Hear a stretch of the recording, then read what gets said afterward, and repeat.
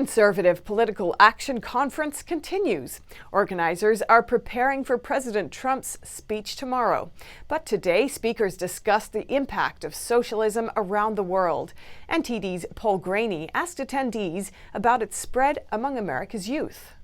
A recent poll shows 70% of young Americans would likely vote for a socialist presidential candidate. One of his campaign videos was mentioned at CPAC today. Their wish could very well be realized as self-proclaimed democratic socialist Bernie Sanders leads his party's presidential primaries. I want to call attention to one Bernie Sanders campaign video. That video ends by saying, no, you're not free. Freedom comes from economic freedom, and you aren't economically free unless you have XYZ government program. But the question being asked at CPAC, do Bernie Sanders and socialism's young advocates understand its history? Socialism puts society's key functions under government control via high taxes and regulation. Speakers argued that rather than guaranteeing freedom, it actually leads to the opposite. It is a system of slavery. It is one that takes control of every single part of your life, denies you the access to the fruits of your labor. In the 1850s, there was actually a pro-slavery radical named George Fitzhugh who said that, and he said this, he said that slavery is a form and the very best form of socialism. Socialism is an ideology popularized by philosopher Karl Marx. It promotes violent revolution and killed an estimated 100 million people in the last century.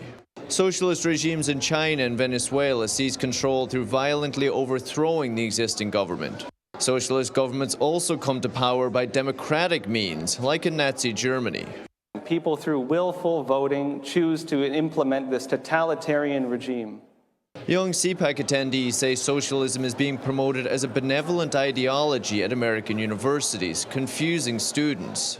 They quite literally talk about Karl Marx and the genius of Marxism, and you go to a college course or an economics course, and what do they talk about? They talk about socialism and how capitalism is responsible for all evil in the world, and how the wealthy oppressors are responsible for poverty and every other ill in this country. I know at our campus there's a lot of big push for a lot of socialism. Students say its influence is so great now, it's even difficult to express views beyond socialism.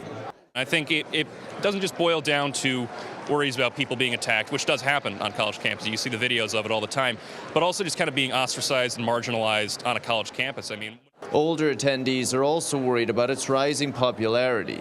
It's a fight, like some of the speakers have said, it's a fight for the soul of America and who we are as a country.